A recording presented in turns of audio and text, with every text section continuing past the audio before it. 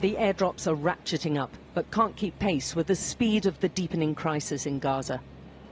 And in reality, they're pitifully small in relation to the vast need there right now. Jordan has mustered a multinational effort which it's heading, and we were on one of their increasingly critical flights. Other flights involving Egypt, Holland, Belgium and America were all taking off at the same time as ours. This is not the most efficient way of getting vital food aid in bulk to those who need it on the ground in Gaza, but it is one way of making sure that absolutely critical food gets to those that need it most in the north. The pallets are filled with flour, rice, tins of fish, as well as baby formula and water. The mission? To drop them at more than a dozen locations in the north. Their cargo, for the first time, is using British-supplied parachutes, able to take much larger loads of up to a ton. It should make a crucial difference having those extra supplies. The crew check and recheck everything. They don't want a repeat of earlier drops by other nations when the chutes failed to open and ended up killing people on the ground.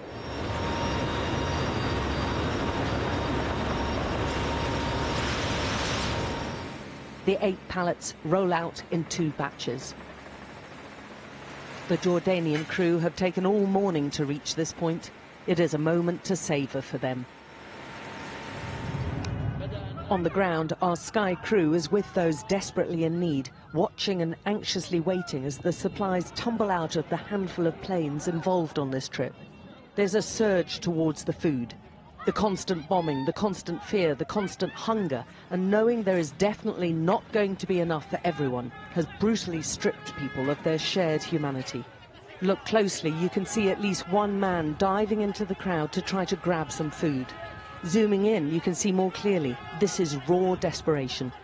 Getting hold of any food could make the difference between living or dying over the next few days.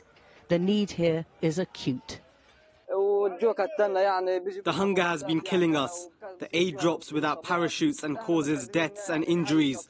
We can't keep our kids alive. I have 7 children and can't feed my kids. The UN estimates 1 in 6 children younger than 2 in the north are suffering from acute malnutrition. The area is on the edge of a famine. The aid agencies used to take in about 500 truckloads of aid per day and say this method is just not going to be adequate.